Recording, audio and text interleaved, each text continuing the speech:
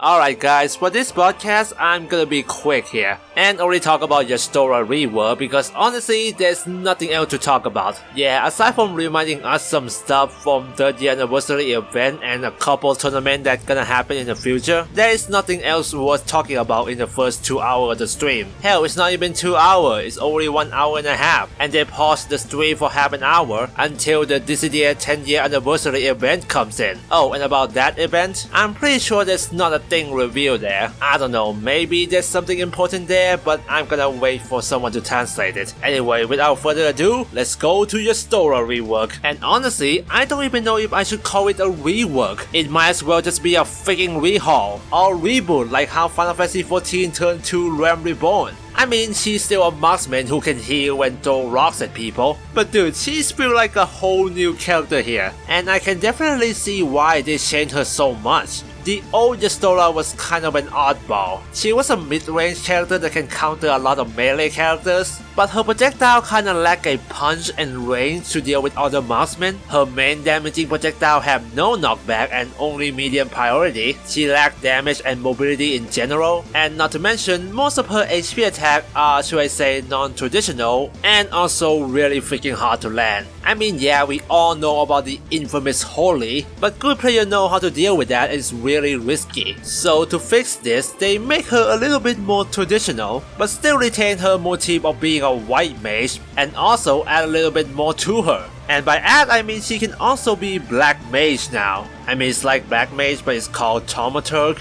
Also, white mage is conjurer, yeah, 14 stuff. So to follow the footsteps of Lightning, Exdeath, Cecil, and Undead Knight, she's now a paradigm shift character. With one press of L3 button, she can freely switch her class between conjurer and Thaumaturg. And you might think, oh, it's just like Lightning, right? Well, not exactly. Both Conjurer and Thaumaturg also have their own unique EX skill. And you might think that, oh, so it's Lightning mixed with Exdeath then. And mostly, yeah, kinda like that, but there's still a little bit of different though, which I'm gonna go into that later. Before that, let's talk about each form and their attack. A Conjurer class is mostly similar to her pre-rework moveset, a defensive projectile that focuses on zoning and keep away. Also, like Lightning and Cecil, each of her forms only have 5 different attacks. For Conjurer moveset, her neutral ground is still the same, a stone, except it actually have a knockback and always have high priority, but it have a little bit more starting frame though. Conjurer backward ground is Stonega, or maybe Stone 3 for the localized version.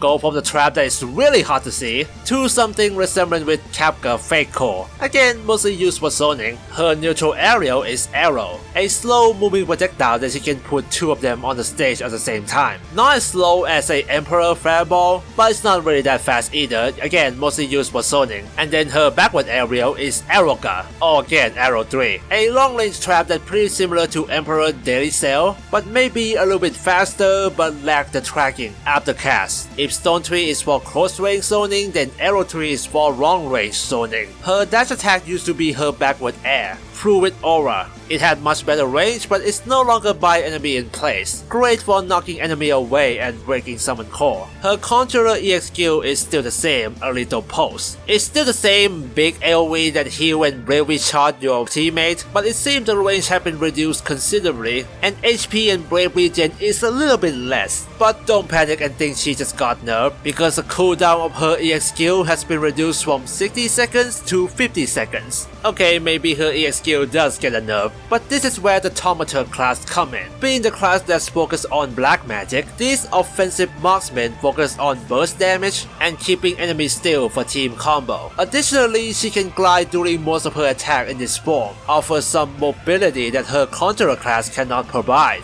Thaumaturg neutral ground is Blizzard 2, a straight moving projectile, similar to Gobe's neutral but not as strong and a little bit slower. Her backward ground is Blizzard 3, a surge HP attack that she can charge to increase range. But it works similarly to Kapka Ultima in the way that the max charge AoE can miss the close range target, so this thing requires a lot more aiming than other surge attack. Thaumaturg neutral aerial is Fire 2, a multiple projectile attack similar to Yuna's Arrow Spark or Ace Flourish. This thing is perfect for setting up team combo. Her backward aerial is Fire 3. Similar to Terra's Uncharted Fare, it's a 3 consecutive surge attack, with the last one have higher priority and bigger area. This move is also perfect for team combo, in case your enemy is not in the line of fire for Fire 2 at least. A dash attack is Thunderga, a 3 fast moving projectile that deal burst damage, which I think is mostly used for bursting enemy in mid-air. It's pretty good, but you can't glide while using it though.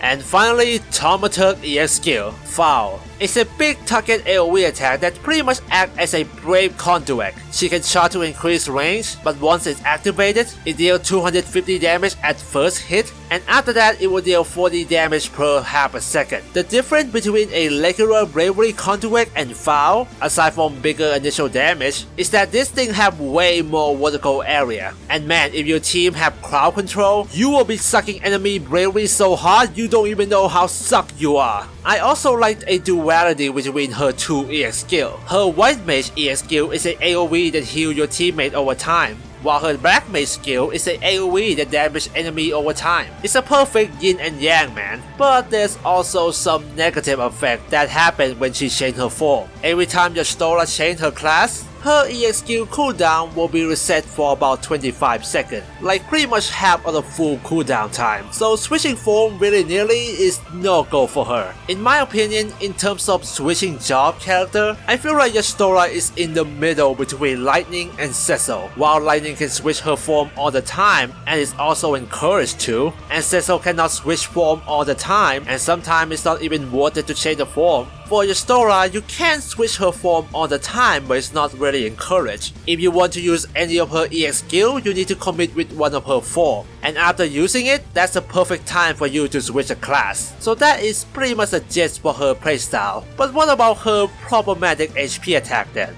Well, you might be surprised to hear that only one of her old HP attack is still remain, and even that one still functions completely differently. Her first HP attack, which is sort of new one, a Scion Holy. It's a really fast surge attack, similar to Filion Weapon Master, or maybe Yuna's Ultima without the charge. It has a really small area, but it's really fast. Great for catching immobile enemy off guard. Her second HP attack is a Pulse of Life, a White Mage level 3 limit break. For those of you who are disappointed that Old Holy is gone now, don't worry, because Pulse of Life is basically Holy and Rubberfying Lance fuse it together and become one. It's a big all-round AoE that once land on at least one opponent will heal all your teammates for 200 health. It's no longer have a vacuum effect and Holy debuff from the Old Holy anymore, so it's not as easy to land. But still, the multi-kill potential is still there. Her third HP attack is Rework, which I have no idea where it originates from. It's a really small trap that you can place one on the ground and one in mid-air. It's similar to Old Holy Snare, but it's smaller, faster, and with one more twist. If you hold the square button,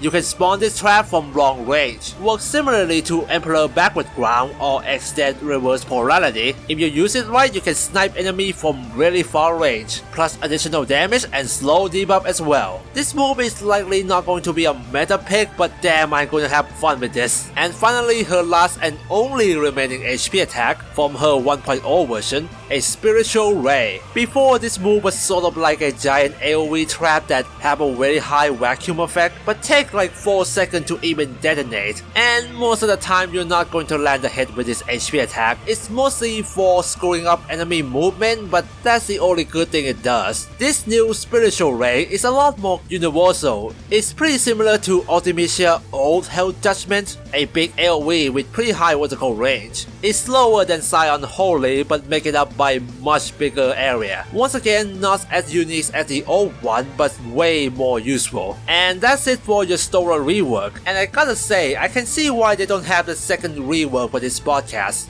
Aside from her model and some of her animation, I think about 80% of her moveset is made from the ground up. And while I kinda disappointed that I didn't get more stuff from this podcast, in the end I was like, okay, we already got NT stuff last week, so to me this podcast is passable. At least it's not as bad as October. And that's about it for Y'Stora breakdown. Her moveset video will come out sooner or later after Thursday. In the meantime, I'm Two-Base Seeker, have courage, and may your Scion Holy be your guiding key. But seriously, Kingdom Hearts 3, where the hell is Final Fantasy character?